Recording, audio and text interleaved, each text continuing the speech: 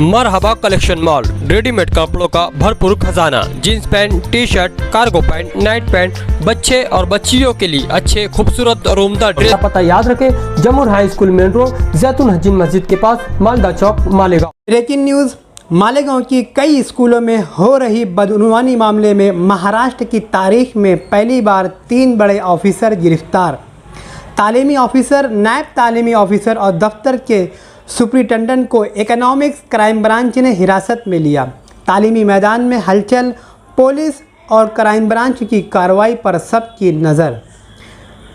Malegaon teacher भर्ती घोटाला मामले में इकोनॉमिक क्राइम ब्रांच ने ज़बरदस्त कार्रवाई की है। ज़िला परिषद तालीमी शोबे के अहम ऑफिसर परवीन पाटिल और नायब तालीमी ऑफिसर उदय देवरे और दफ्तर के सुपरिटेंडेंट सुधीर पगार को निस्फ शब गिरफ्तार किया गया। इससे पहले भी तालीमी अदारे के सरबराह समेत 3 अफराद को हिरासत में लिया गया था और अब 2 मुख्तलिफ मुकदमात में इन ऑफिसरान के खिलाफ केस दर्ज किया गया। इस जाली उस्ताद भर्ती घोटाले ने पूरे तालीमी शोबे में सनसनी मचा दी है। आज इन तीनों को मालेगांव की अदालत में पेश किया गया।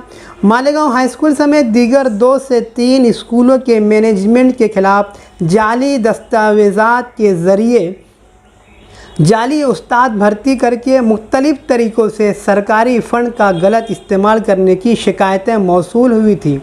इसी पस मंज़र में रियासती सतह पर इस मामले की SIT इंक्वायरी भी शुरू की गई थी।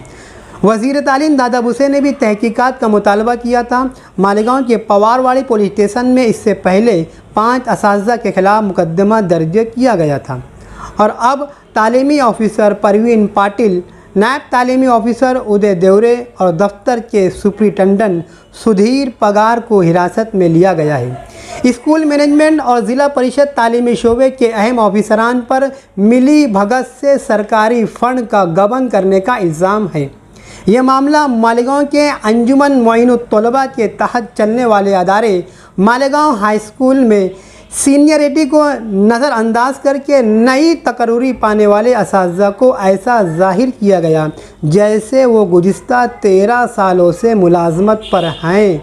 इसी धोखाधड़ी के ज़रिए हुकूमत को तकरीबन 2,69,56,000 रुपये का नुकसान पहुंचाया गया।